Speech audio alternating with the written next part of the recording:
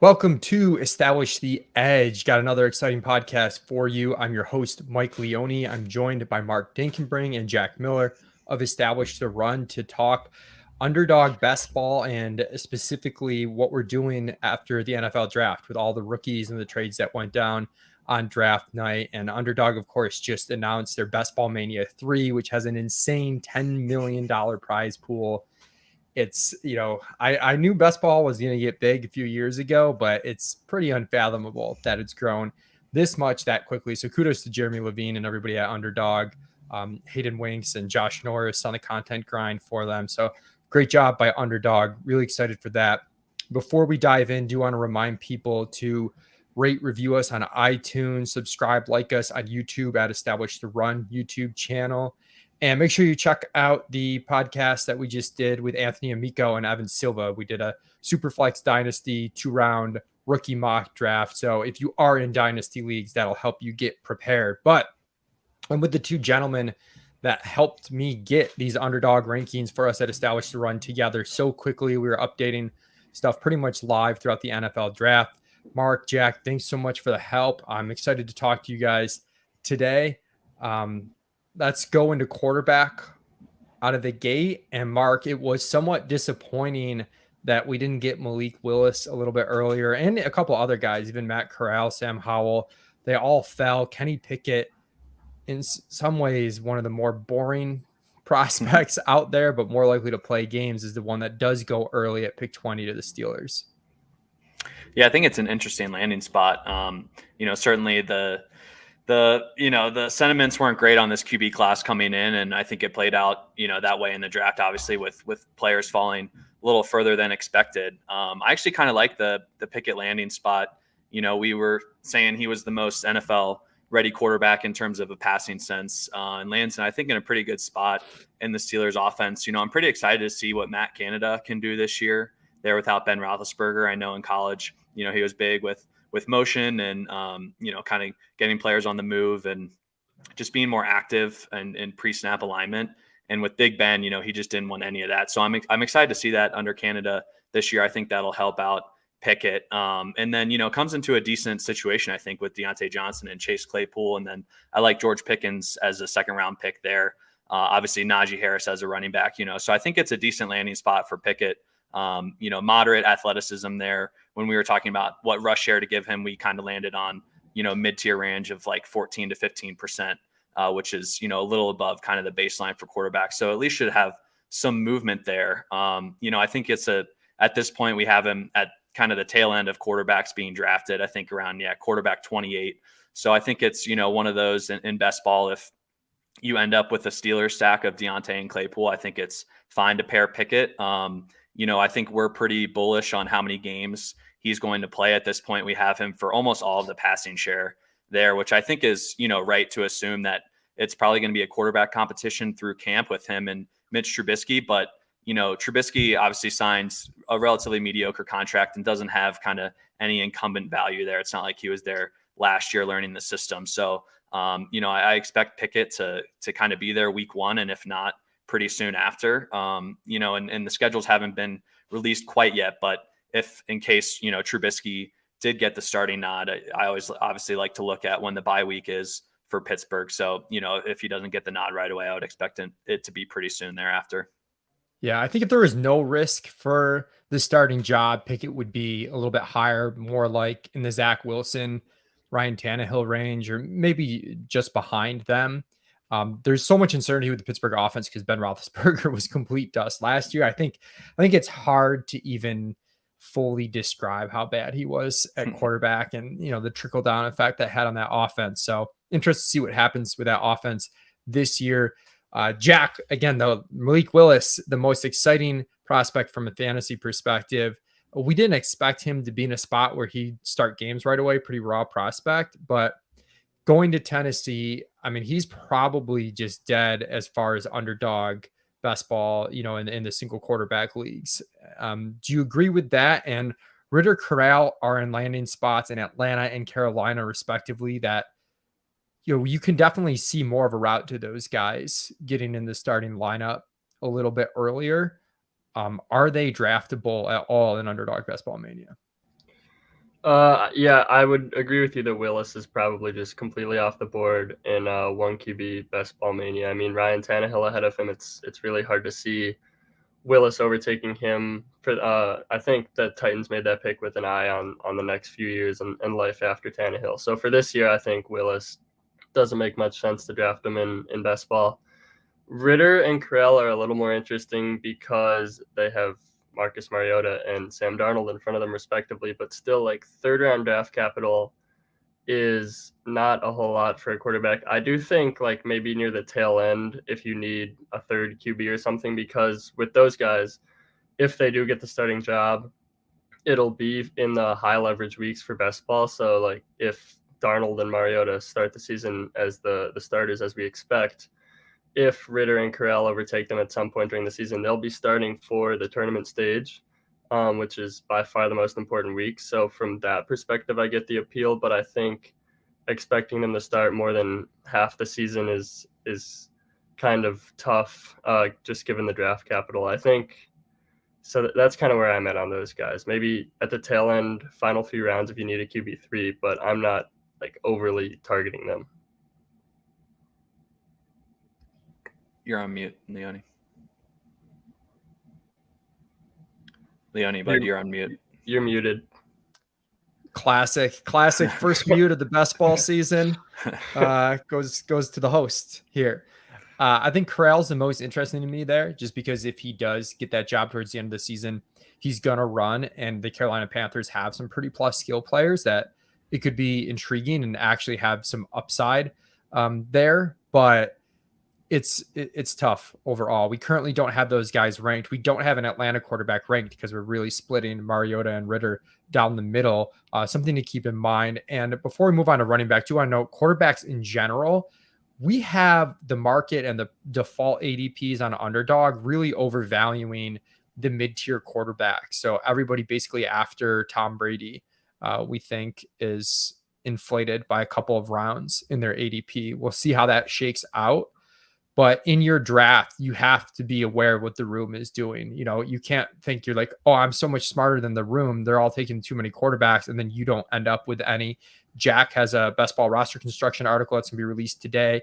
And if you don't get a quarterback, at least your first quarterback by round 10, your win rates, advance rates plummet very quickly. So I do want to tell people, you know, the rankings are a guide, but you have to feel out what's happening within your draft, and you can't get completely stuck at a position. At running back, Breece Hall goes to the Jets. My initial thought was I did not like it at all. I was pretty concerned. I feel a little bit better after, you know, digesting it somewhat. Breece Hall is a great running back prospect, someone that the analytics and the football guys both seem to love, a lot of explosiveness. And this Jets offense, if Zach Wilson can be somewhat competent, I mean, they've got some exciting players. So the offense might have a little bit more upside than I thought initially. The Michael Carter competition, you know, that's what's tough. He only has fourth round draft capital, Michael Carter, but he was pretty good and he took the passing down. So, Mark, what do you think about Breece Hall? I think it's solid. You know, I think this is just kind of another example of the NFL leaning away from the, you know, 3-down bell cow back. I think we're just going to kind of see that with teams, how they build. You know, Breece Hall, as you mentioned, just such an outstanding prospect. And, you know, we keep harping that he would have been a first rounder just a few years ago. So I think it's, you know, a solid landing spot. Just looking at this Jets offense now, I think, you know, their biggest liability is the offensive line. So have some worries there. And obviously just with Zach Wilson's, you know, efficiency in this offense, but obviously added a lot to the receiver crew, brought in CJ Uzoma and Tyler Conklin at tight end. So I think they're, you know, it's a very solid offense. And if Zach Wilson can take a step forward, then I think it could be a huge, you know, just bump up for them as a whole. In terms of Breece Hall, I agree. Obviously his size and running back profile, you know, goes more as the early down guy, whereas Michael Carter is 5'8", 200 pounds, Breece Hall 6'1", 220. So Michael Carter does profile a little bit more as the passing down back, but Breece Hall did catch 59 balls in his last 2 years in college. And so, you know, he can do that as well. And it's not like, you know, running back targets only occur on third down. So I think Breece Hall has, you know, definitely the path to early down role and likely some high value touches as well. Got to be the favorite for goal line stuff. And so if we think the Jets offense can score more points this year, then that obviously goes towards Breece Hall. But again, I don't think this is just going to be, a massive bell cow workload with what we saw from Michael Carter last year.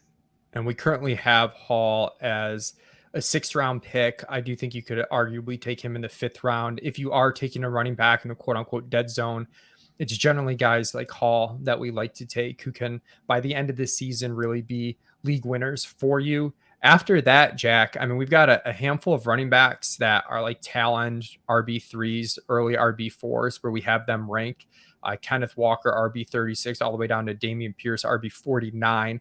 Do want to note that our initial ranks on Pierce and Cook, we're baking in the underdog ADP a little bit into our rankings. We do that for a couple of reasons. One, just humility. We have respect for the market. Two, for optimal drafting, you want to draft guys. You want to get as much value in the draft as possible. So if you can get guys later than even where you think they should go, you should try to do that, especially if you're in Best Ball Mania. You're trying to build a $2 million winning roster. With that said, it does dock Cook and Pierce because they didn't have preset ADPs for them, and they certainly will. I know as far as Cook and Walker go, Anthony Amico in our Superflex rookie mock draft took James Cook ahead of Kenneth Walker. And it's interesting situations for both. Who do you prefer out of this group of, I guess, Kenneth Walker, Rachaad White, James Cook, and Dameon Pierce? Yeah, in best ball, I think I'm going Cook and White of that group. With Walker, my concern is just that he didn't catch a bunch of passes in college.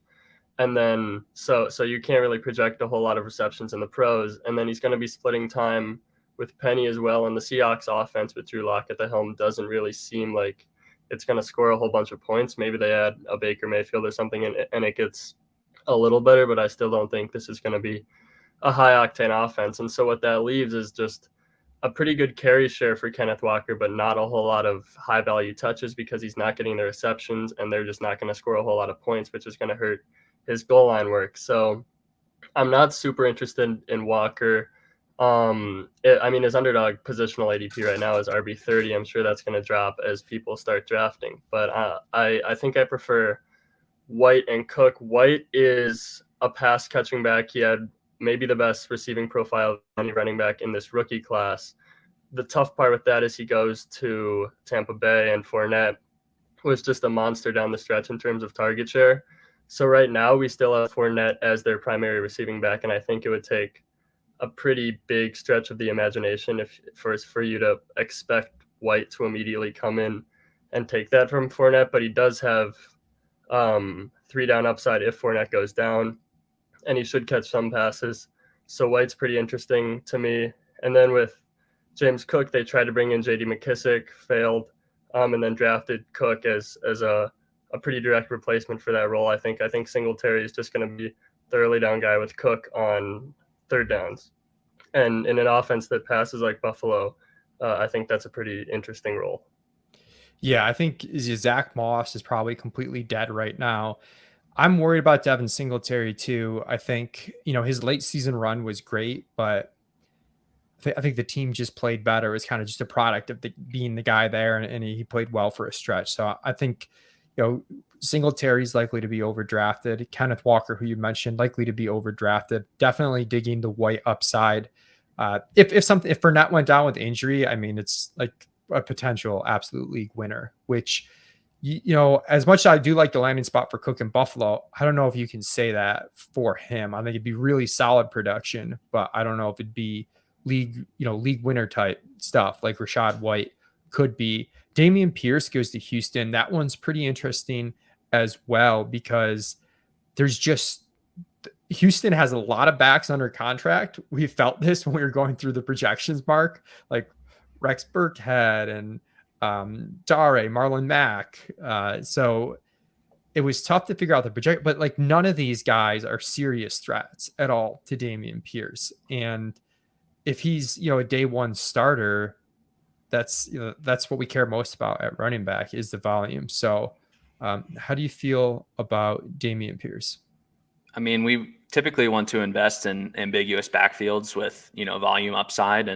But this offense, I'm just not sure how much upside is there. And we just saw consistently them last year go towards Rex Burkhead, obviously a different head coach, but Lovie Smith is kind of old school as well. So I'm not really sure how it's going to play out. I wish I had a better answer and read on it. I think investing in the rookie is probably the most upside. Like I don't see, Rex Burkhead really having a breakout season or Marlon Mack having a rejuvenation in Houston. So I think that's certainly kind of the best upside bet. But out of this crew, I think, it's fine to place him fourth out of the guys we discussed. I will note on Rachaad White, we kind of saw this with Keyshawn Vaughn a little bit when he came in and, was touted as a receiving back potentially in Tom Brady's offense. And just being a pass protector is almost, and understanding the offense for Brady is almost more important than like your pass catching ability out of the backfield. We saw Ronald Jones get in the doghouse a lot for, missing blocks. So I think just as a rookie running back in Tampa Bay, that would be my biggest concern with White. But other than that, I agree his upside is solid there. Yeah. And then looking at some of the other backs, San Francisco, they tack on another back, and we're going to work on his ranking because we're still working out the San Francisco stuff. But they add Tyrion Davis-Price, who, he's got good weight on him, ran a 4.48. I think at like 219 is his weight, somewhere around there. Yeah, 219. So anyone that has any bit of athleticism in a Kyle Shanahan system is somewhat interesting if they're going to make the team. I mean, that was sort of the case for Elijah Mitchell. We had actually like pegged him as someone, we don't know if he's going to make the team. He's a 6th rounder, but if he makes the team, it's interesting because the athleticism just fitting in this high rushing efficiency system. So I'm interested in him back end of drafts. It does seem like Trey Sermon's dead. I'm sort of fighting having Sermon completely removed from the rankings just because, draft capital and like any back in San Francisco, if they are able to see the field, is going to be somewhat valuable. We're not too concerned about the effect of this on Elijah Mitchell just because the draft capital isn't that high. But it is another back there that's a little bit concerning. He's interesting in round 3. And then for the day 3 backs, you've got Isaiah Spiller goes to the Chargers. You've got Pierre Strong. You've got Tyler Algier, who goes to the Falcons. I think that is an interesting landing spot for a guy that I know Amico liked a little bit. And he, as far as the competition in front of him, they released Mike Davis, rest in peace, Big Mike. And they got Cordell Patterson, who, is tough to rank. He's someone I think we feel we have ranked somewhat optimistically. And we'll look at that here in a second. But I like Algier, I think, the most of that group. But, Spiller obviously has value, contingent value for the Chargers behind Austin Eckler. And maybe he's actually better than Algier just because the offense is better. What do you think, Jack? Yeah, I think Spiller would be my preferred option of that group because, like you said, the offense in Atlanta is so bad. I know that there's just like not a lot of like guys there, so maybe Algier gets volume right away. But I think Spiller could also get volume right away if they immediately insert him as the RB2 because Justin Jackson is a free agent. They haven't re-signed him yet. And then Josh Kelly and Larry Roundtree were just like really bad last year. They were both at like 3 yards per carry. So Spiller could come in right away and take some work just spelling Eckler. And then if Eckler goes down, he's all of a sudden in a pretty valuable role. Whereas I don't really think in that offense with Cordell still involved, I don't think Algier has as much upside there. And I do want to note with Spiller's ADP, you can see here on the screen, it's really early. It's 106. These are right now the default rankings for Underdog. Each day, as we get the actual ADP, we'll update that. That'll impact our rankings. I do think to start, it might take a little while for the ADP to really normalize because you're going to have some people in there that are tied to these pre-draft rankings, even though they're not any good. It's honestly like they took pre-draft rankings from 3 months ago or something. We've got Isaiah Spiller with an ADP of 106 and James Cook with no ADP. So keep that in mind that the ADP is pretty bad right now, but it should very quickly with the amount of drafts people are already doing regulate. And each day at 9 a.m. they will be updated on Establish the Run. Mark, anybody else at running back that you want to discuss? Or if not, we can head over to wide receiver. Not necessarily. I would say out of those two, Spiller and Algier, I'm actually a little bit more excited about Algier, I think, just because I do think there's a clearer path to workload in Atlanta, just with how bad that offense is. CPAT is, a veteran. We saw his touches kind of tick down towards the end of last year. So I think just the natural progression of Algier, he could earn more volume, whereas Spiller, I think, is pretty much, injury related if he would get more work. Eckler really showed last year that he could handle most of the workload, and he got all the high value touches. Roundtree and Justin Jackson, like, they were getting rushes in between the 20s and stuff, but Eckler was getting pretty much everything around the goal line and all the pass game work. So I think Algier could kind of carve out more of a role, just on his own rather than injury related, like Spiller. Okay, let's go to wide receiver. And the first wide receiver off the board was the receiver that we had as our dynasty wide receiver 1 among rookies heading into the draft. That's Drake London. He goes to Atlanta, which, I think all in all, it's a pretty good landing spot because the target competition is pretty minimal with Calvin Ridley suspended for the year. Kyle Pitts is going to get his, but the wide receivers in Atlanta, I mean, we right now in our top 300 have 2 guys ranked. That's insane. That's just does not happen. That's how bad it is. I still think we have a wide receiver named unlisted wide receiver getting some targets just because we're so afraid to flood targets to these guys that aren't talented. The downside is, we were really disappointed with the offense in general last year under Arthur Smith. Like, we expected this to be a more exciting, more efficient offense, and it wasn't. And the quarterback play, it's probably going to be shaky, whether it's the rookie and Ritter or Marcus Mariota. There's some upside there, but it's a little bit concerning. All in all, though, pretty good spot for Drake London. Doesn't end up, though, as our wide receiver 1 among rookies, though, as far as redraft rankings go. That actually goes to Treylon Burks because he gets a spot in Tennessee where same dynamic in terms of the target competition. It's not much there. They literally trade out AJ Brown and draft Burks with the pick. He's the replacement. He's a real high upside guy. He's a riskier prospect with a ton of upside. If you check out Amico's prospect profiles on site, you'll see that. But it's a lot safer of an offense. Arthur Smith's old offense, which actually was efficient last year, does have more stable quarterback play with Ryan Tannehill, who we're expecting to start for the duration of this season, at least. Jack, break down Burks and London for us if you agree with our current rankings. And then we've got a tier of wide receivers with Garrett Wilson, Chris Olave, and Jameson Williams. I think in particular, those 3 that, I'm having trouble deciding who I like the most. Yeah, I think I agree with the Treylon Burks over Drake London ranking because, I mean, neither of these offenses project to throw a lot of passes. The Titans because they are a run-heavy offense. The Falcons because we have them projected for not many plays per game just on account of how bad the offense is.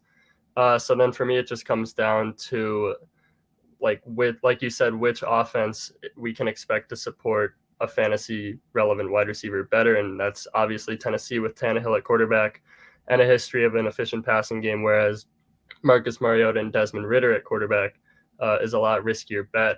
London is, I think, pretty much a lock to get a bunch of targets. We've talked kind of behind the scenes about how we're skeptical to give rookie wide receivers too high of a base target share because there's just such a wide range of outcomes. And if you look at the past, in the past, rookie wide receivers and the target share they've gotten based on draft capital, it's really not that high. But London is a guy who, like, he pretty much has to get targets just because they don't have anyone else there and because he was a top 10 pick.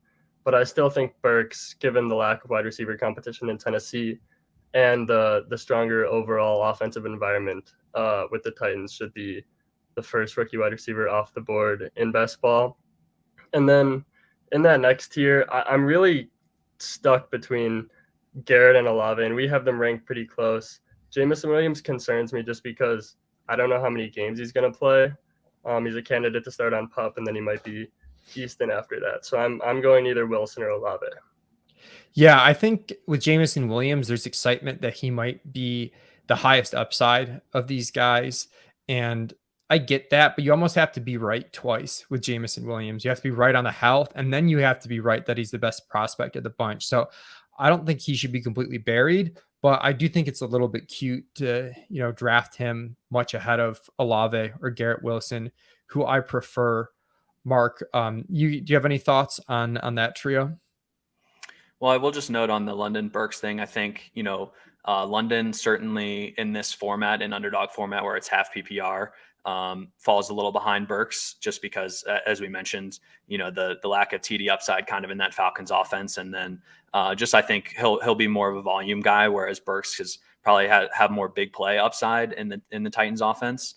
But yeah, in that trio of, Olave, Wilson, and Williams, I would agree, just with the Saints, how targeted they were on Chris Olave, trading up, giving up a ton of picks to go get him. And, it kind of seems like they like that Ohio State profile with pairing him with Michael Thomas. So, I have some more excitement there of Jameis Winston, just as a fantasy quarterback, compared to Wilson and in Detroit, Jared Goff at this point. So I would say Olave is just a tick ahead for me. I think Garrett Wilson, I think, is, a very solid, just kind of like safe floor play receiver. But again, I think the Jets do have a decent amount of target competition there. So interested to see what kind of role he can carve out.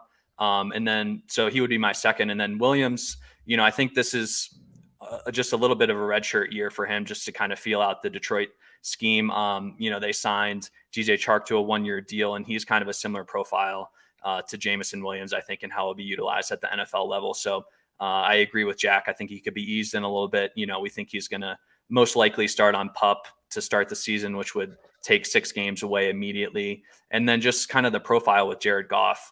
Goff has never been too great of a deep ball thrower. And, so he would be the clear third for me in that trio.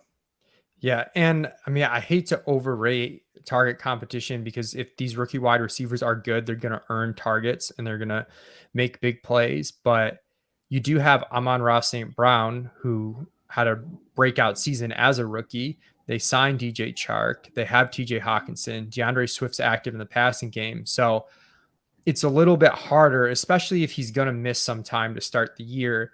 We might not be scared of that group of players if he was healthy coming in, but you're going to miss some time and then get worked in. Like, it could be somewhat difficult, but I know a lot of people do have their eye on the playoff weeks for underdogs, since those are going to be most important. And there might be some strategy to where, maybe Jameson Williams teams don't get through to the playoffs as frequently because he misses that time. And then if you do manage to get a Jameson team through and he breaks out end of the season, there's some playoff specific upside in a tournament like Best Ball Mania 3 for Jameson Williams. Behind him, there are some guys, who got unexpected draft capital in Jahan Watson and Wan'Dale Robinson. There's some guys that got better draft capital than we wanted in pretty good spots, like Sky Moore, Christian Watson, David Bell. So it's a real interesting group. I like Sky Moore a lot going to Kansas City. I'm very high on both Sky Moore and Juju Smith-Schuster, who's already there, just because I'm not overly concerned with McCole Hardman, who kind of just is what he is at this point.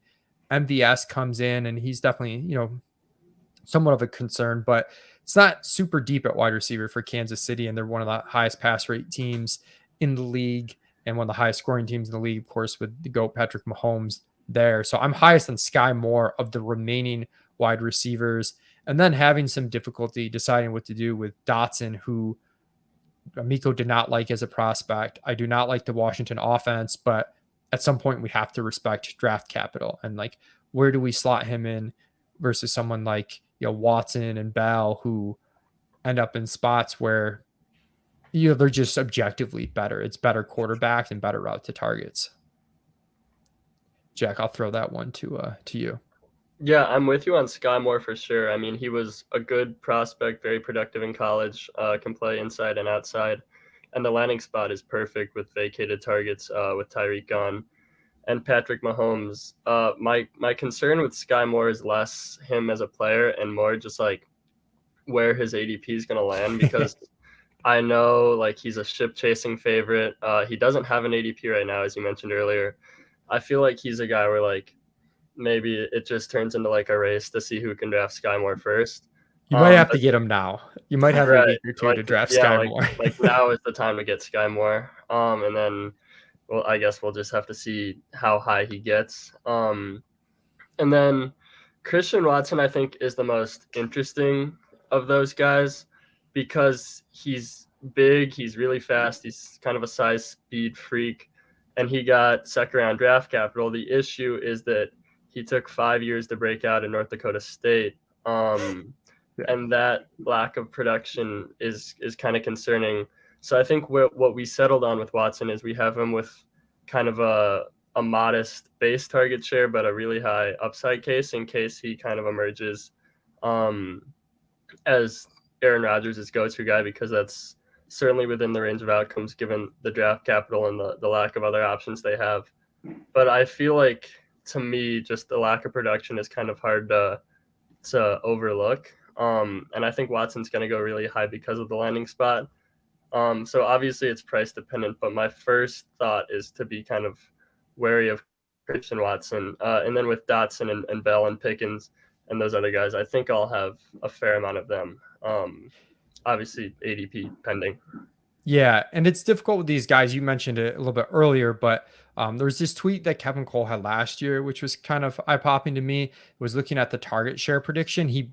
And this was last season's draft class, and it was based purely off historical target shares on draft capital. Nothing to do with the context of where the player landed or how good the player was, just draft capital. And injured games were included in this, so these will skew lower than if you adjust them on a per game basis. But even still, you can see like the guys that are early are pretty safe for a decent target share. That's like this range. Devonta Smith 17%. Like that's where London and those guys went. They all went at around pick 10. Some of those guys early.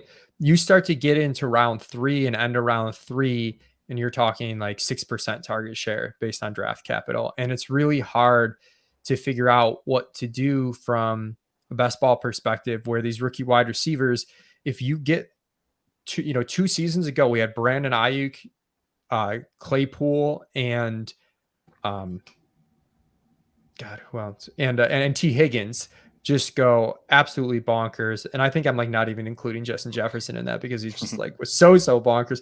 Like those guys all had ADPs in the double digits for sure. I think most of them like really late, and they were like league winners. And then last year we kind of saw what happened with some of these guys. Like Terrace Marshall didn't earn any targets. Josh Palmer and Diami Brown, Amari Rodgers were absolutely nothing. Rondale Moore even disappointed. Elijah Moore was pretty good. Like Bateman was nothing. And I'm talking more like the guys that like round 2 and on. So that's just the dynamic that we're trying to figure out. I do know that Amico loves David Bell. Looking at our Superflex Dynasty ranks, he has him 7th. So he has him actually first. So that gives me some excitement because it's a good landing spot. But Bell was one guy in particular where we're like, what do we do here? Because Amico likes him and the landing spot's amazing, but the draft capital is a little bit shaky. Mark, any thoughts or any favorites on these wide receivers? Yeah, I think with Bell, I think he has a solid floor in that Cleveland offense. I think obviously the biggest question is how many games is Deshaun Watson going to play, but it's pretty much Amari Cooper, Donovan Peoples-Jones as, the top 2 guys. And then I think David Bell should slot in there at 3rd. They do have that speedster that they drafted from Auburn last year that should mix in a little bit, but I think David Bell is solid this year. I agree completely with Jack's take on Christian Watson. Even though he was top of the 2nd round, he's the 7th wide receiver drafted. And I think the biggest, claim to his production this year is that there's just a lot of volume to go around in Green Bay with the amount of targets there. And I just think that's a dangerous game to play at this point. I'd be pretty surprised if they don't add anyone else in, free agency or a trade or something. Their receiving core, I just don't really understand the plan right now with Aaron Rodgers and kind of how they're building out that team. I do think it's another, huge boost to Aaron Jones. They're not adding anyone. They're insane, Mark. I don't know. I don't really get it. Sammy Watkins, I can't wait for the week 1 and people victory lapping and then the tailing off. But I can't be helped. I actually think Sammy Watkins is going to be like a decent value. Yeah. Drafts. I mean, I would probably take him over Christian Watson at this point if I had to choose. So, and then the other guys, Pickens, I think is somewhat interesting. Again, I think big-bodied, X receiver, but I'm not sure if he'll, push Claypool into the slot or kind of how they're going to utilize all 3 of those guys.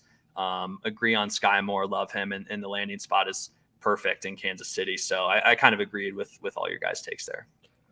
Last rookie I want to touch on here, and then I want to hit on some of the trades that went down.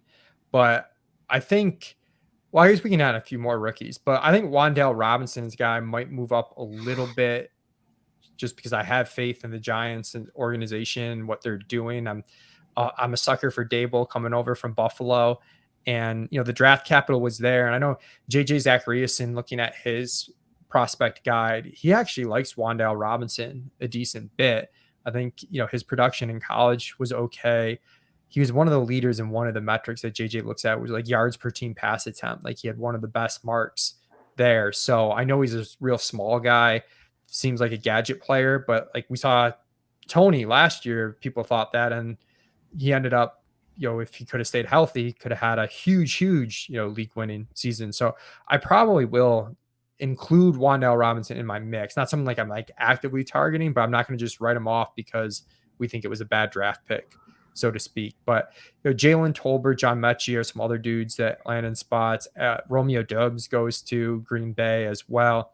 Alec Pierce was someone, Amico, when I asked him on our prospect podcast, I said, like, who's a favorite of yours that if they had better capital than perceived, you'd be excited about? He said Alec Pierce. And it pretty much happened with the round 2 draft capital with the Colts. Of this group, I think Jack and I both like Jalen Tolbert the best, just because he's got a route to targets in an offense that can give you wide receiver production in Dallas. Yeah, Tolbert, and I actually kind of think John Mechie's interesting just because he should get targets right away and he got solid draft capital. About Robinson, I think I don't really know what to think about him because he was so productive and he got good draft capital, but I think the Tony comparison in terms of being a gadget player isn't exactly 1-to-1 because Tony's 6 feet, 190 something pounds, and Wan'Dale Robinson is 5'8" and 178. So I think that's just another barrier, I guess, to NFL production. Yeah.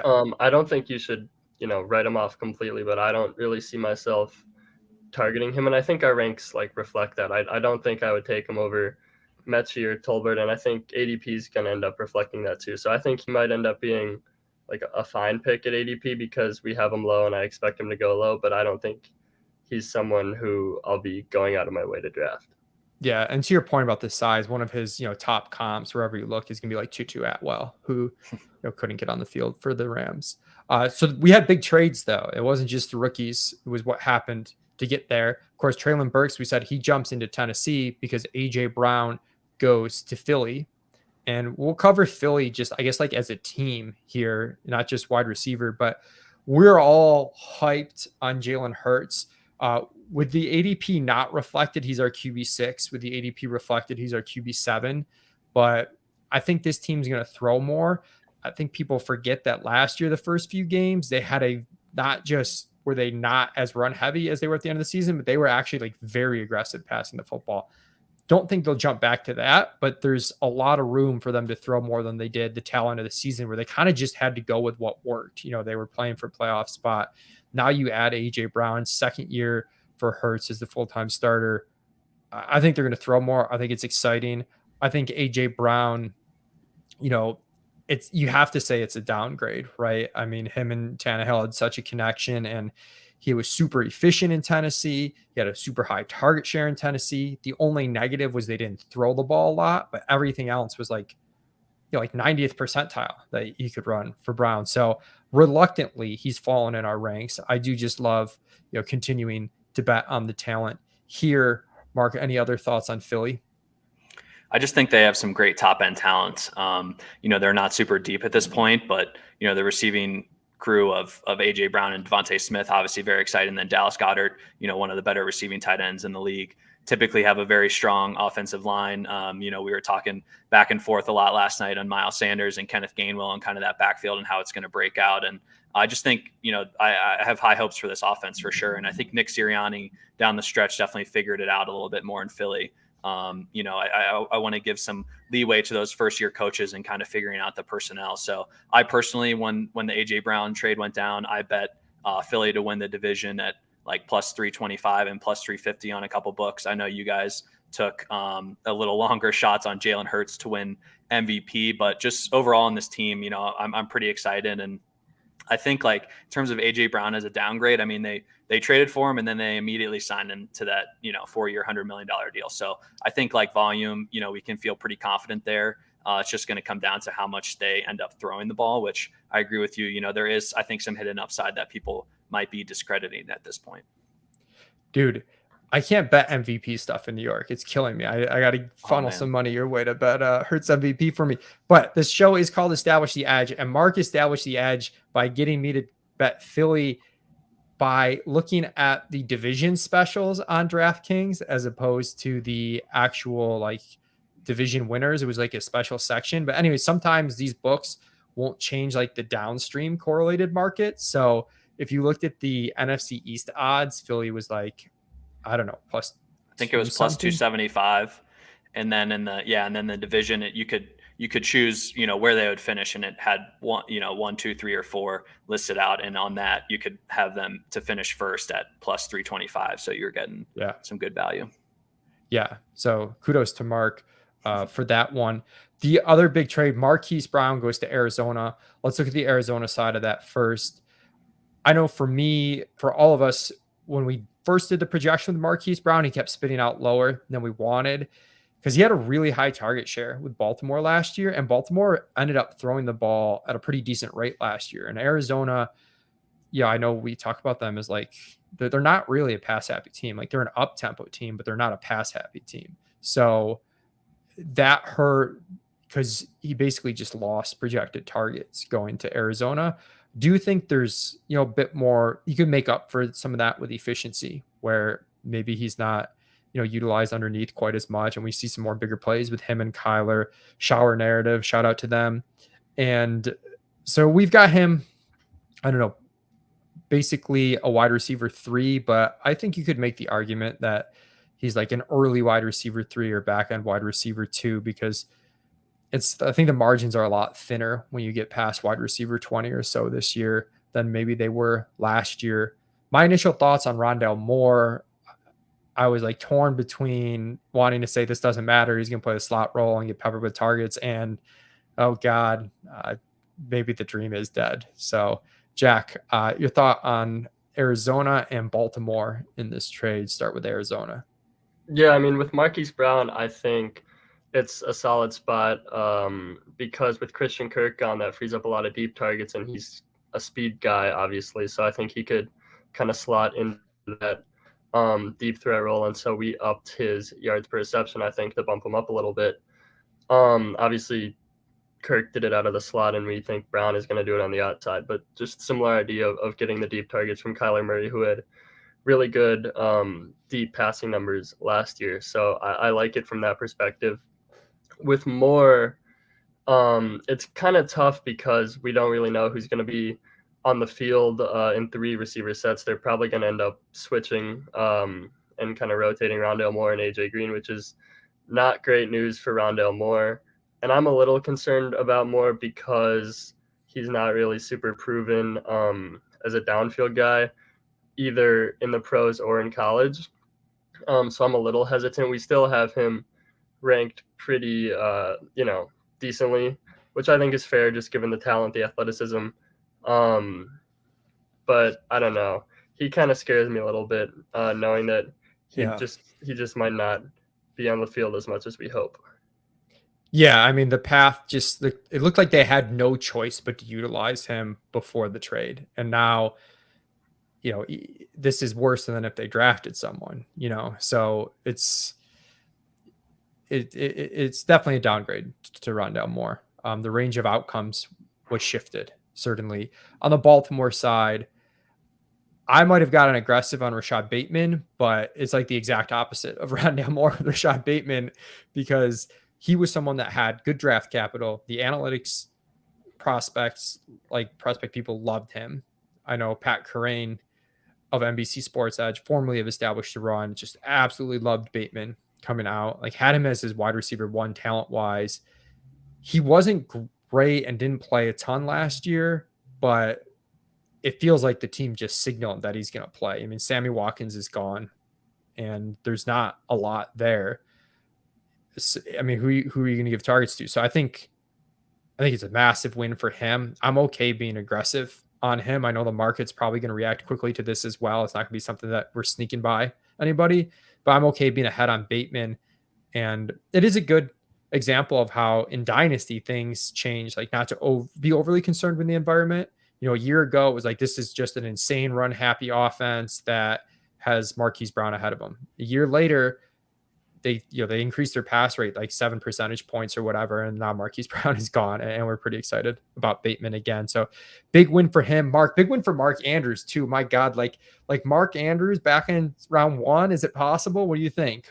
For sure, I think so. I was, this trade, you're super high on Bateman. I think it's a great spot, but my thoughts immediately went to Mark Andrews and like, is he the tight end 1 now? Last year we were questioning if it was Travis Kelce's time in the age model. And I think that, this year is fine to question that again. If Mark Andrews can overtake him, I think, again, just the biggest question is, volume comparison in the Baltimore offense compared to the Kansas City offense. You mentioned it jumped up last year, but that was just such a cascading effect of the running back injuries and their secondary injuries. Sure. It just, really changed the whole, format of their offense and their team. And so I think this year will be a little bit more back to kind of standard Baltimore ground and pound and control the clock. So, that's my biggest worry. But other than that, I mean, you have to love Mark Andrews and his target upside. After Rashad Bateman, we have Tylan Wallace and Devin Duvernay and like James Prochet and guys that are just more gadget guys that they would use sparingly on the field, more as speed threats. So I think it just looks so good for Mark Andrews and Rashad Bateman. And yeah, I don't think it's crazy to draft him over Travis Kelce at this point in time, honestly. I do want to keep a pulse on Tylan Wallace over the offseason because he is someone that I know a lot of prospect people liked before he got the kind of death sentence landing spot and draft capital. I think he was a 6th rounder, which was, that's just atrocious draft capital. And in Baltimore again at the time just was like a death sentence. But now all of a sudden, like there's no wide receiver 2 here right now. So I'm keeping my eye on him and seeing if he can emerge over the course of the offseason. Might be like a really cheap guy to get at the like super tail end of your dynasty rookie free agent drafts, depending. I mean, if they go pretty deep. Yeah, and this is for sure the team. Well, this is for sure the team we have the most targets to like an unlisted player. We're just not really sure where to go with it at this point. Right now we have 21.5%. Going to an unlisted wide receiver. So, depending on how that shakes out, like I just still think at this point there's upside for both Bateman and Andrews, even from where we have them ranked. And, as you mentioned, Tylan Wallace, like there's upside in this offense. So I think it's an interesting spot to attack. Okay, let's go to tight end. We'll finish it off there. Not a ton happening from a best ball perspective. The Mother Effin Mackey Award winner is the first tight end off the board in Trey McBride. True to form in our Superflex mock draft, Evan Silva drafted Trey McBride. He goes to Arizona, which I think for Dynasty long-term is pretty good, but short-term it's a little bit more difficult with Zach Ertz there blocking the way. And, tight ends they just seem to take a little bit more time in general. So I'm pretty lukewarm on McBride there. But we do have some athletic tight ends that also get picked. Jelani Woods goes to the Colts. Him and Mo Alley Cox. There's a lot of athleticism in that tight end room for sure. That tight end room is popping in the PSM for sure. But again, like the volume concerns are there. I think all these tight ends are draftable. It's just kind of a matter of where. And then Greg Dulcich goes to Denver, and it's a good spot in terms of the quarterback. Like you love going to play for an offense that's going to be on the upswing with Russell Wilson, but we just got all hyped on Albert O. So Jack, how do you feel about like those 3 tight ends that got drafted? And also the tight end rooms that they go to? Like, are you worried about Albert O at all, or is this just kind of not a big deal? We're still riding the Albert O breakout train. Yeah, I mean, for the 3 rookies specifically, I think like what you said about, at the end of the draft, I'll draft them, but I'm not going out of my way to do so. I think that's a pretty fair take, given that they all should start out as number 2 on the depth chart on their respective teams. And tight end takes a little bit to acclimate to the pros. I do think maybe a little bit cool the brakes on Alberto, and I think we did that in our projections. Maybe we knocked Alberto a little bit, but Yeah. he should still be the tight end one, and it's still a good offense. He still has Russell Wilson throwing in the ball, so I don't think this is like a death blow to Alberto breakout season. And Greg Dulcich is still a third round rookie tight end, so I don't want to overreact to that.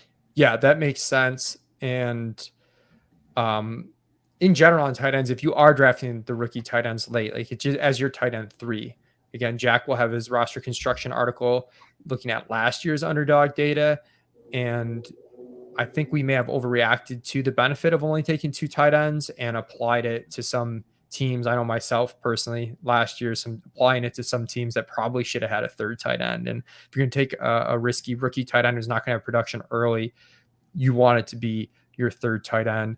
Mark, do you have any thoughts on the rookie tight ends? If you have a personal favorite, and in Tampa Bay, do we think them drafting a tight end signals anything for Rob Gronkowski, who is still unsigned as of right now? I think Trey McBride is clearly the number one tight end that I would be looking to draft in terms of rookies.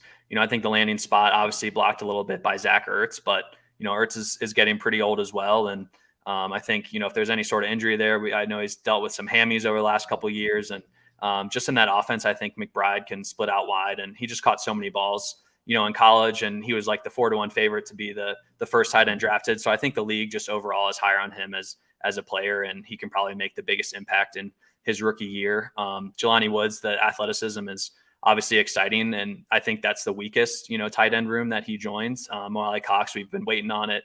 Kylen Granson did flash some upside though last year a little bit too, so don't want to completely discount him. But just in like that, the Colts offense, they should probably be, I guess I would say probably the best, most consistent offense of this trio. And so I think it's, might be more difficult for Jelani Woods to see playing time.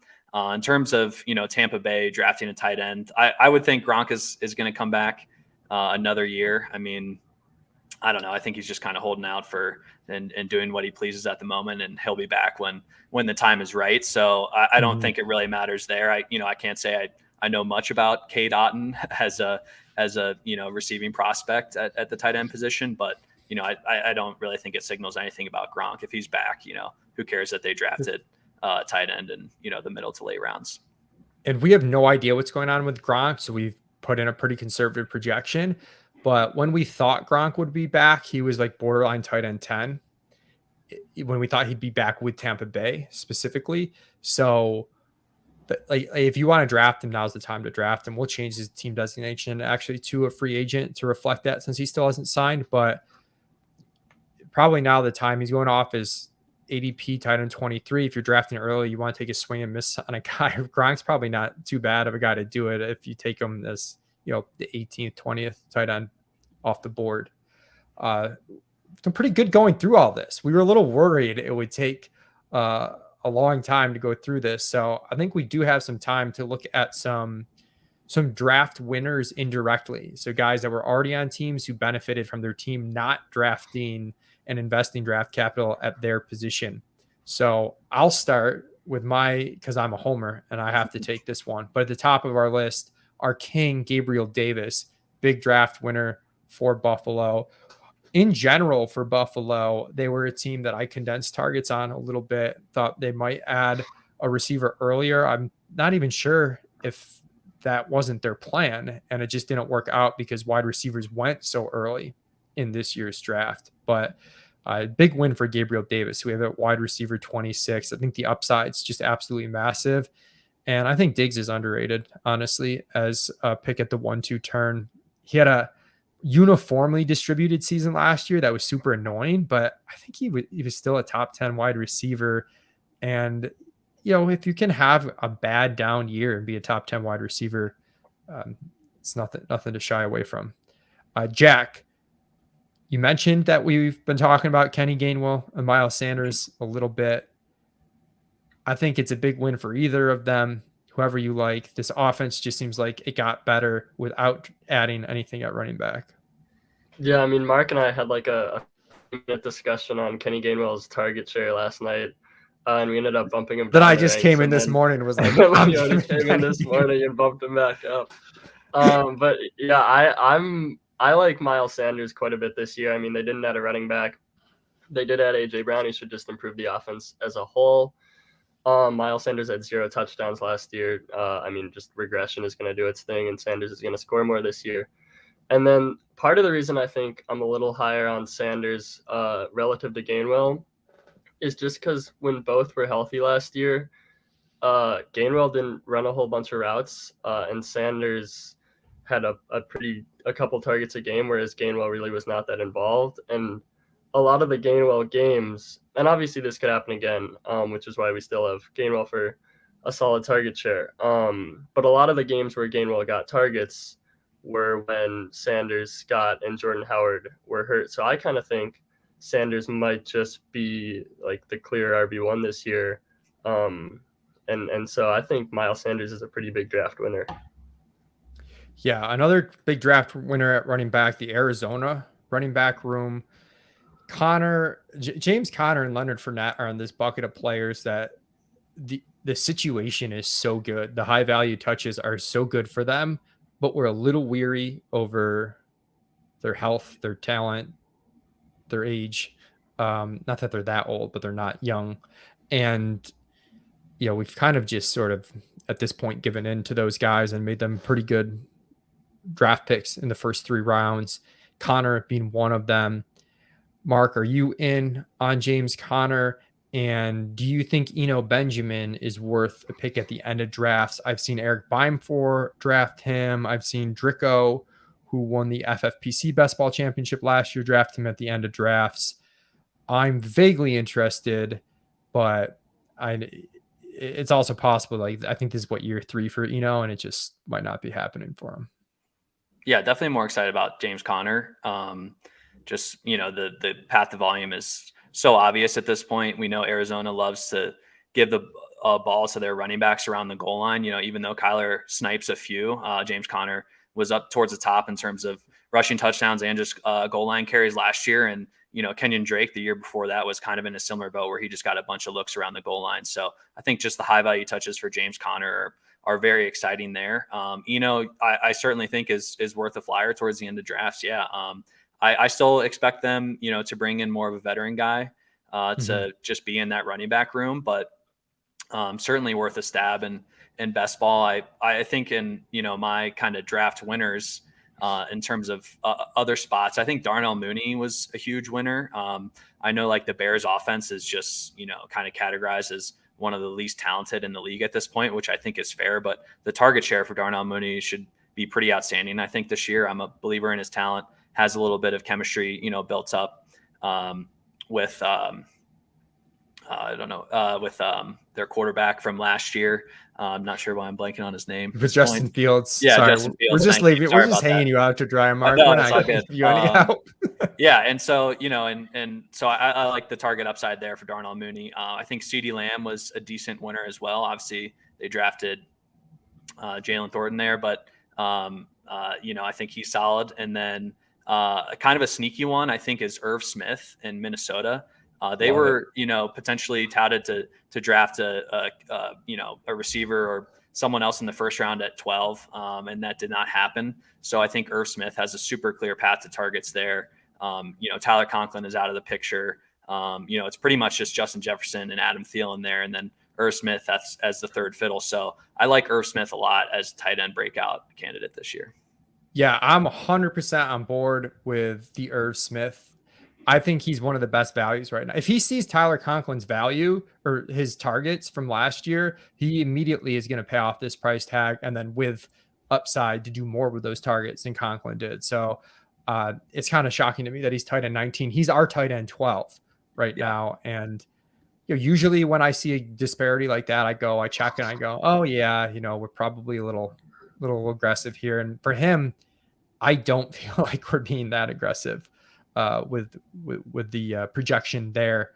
Baltimore, who had all the injuries last year, Jack, at running back, it was absolutely insane. They lost 3 running backs. We couldn't even get a taste of Justice Hill. We've been waiting for years. Both running backs go down in front of them, and we still couldn't get them. But they don't, it's basically Dobbins and Edwards again. And Dobbins is someone that historically I've been fading that type of running back. But I think as the draft rooms have gotten sharper and because of maybe an injury discount from last year, all of a sudden, I mean, I think he's going to be totally fine for you. He's someone in managed leagues I might be a little bit more worried about the pure ceiling on with the pass catching and like how much is he going to see. But from a best ball perspective, if I want a guy that's just going to churn out like pretty strong weeks, week in and week out, and it does have efficiency upside on a given week, you're going to give me J.K. Dobbins at the end of round 3. I'm going to take it. And this year, too, I do think there's some merit if you're at the back end of a draft of starting wide receiver, and going running back in round 3 because the dead zone wide receivers rounds 3 through 6, I don't think are as strong as last year. And I think that you could kind of flip what worked last year, which was taking 2 running backs in the first 2 rounds and then building up wide receiver. You can kind of end up there after the first 4 rounds, but just do it in a different order. Yeah, I'm with you on Dobbins. I think kind of going back to what Mark said earlier, I think the Ravens want to go back to that kind of run heavy ideology. Last year, I saw a stat on Twitter that I think they had the most adjusted games lost due to injury, like maybe ever.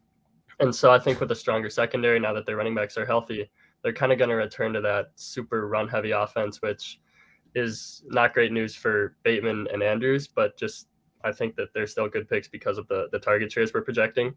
And that's with us projecting 21% the unlisted wide receiver. But it's obviously great news if they go run heavy again for Dobbins and Edwards. So I think Dobbins ADP might rise back into that mid 3rd round where he was going last year before the injury, just because he seems like a popular post-draft winner from what I've seen on Twitter. But as things currently stand now, I think definitely I'm in on J.K. Dobbins in the 4th round.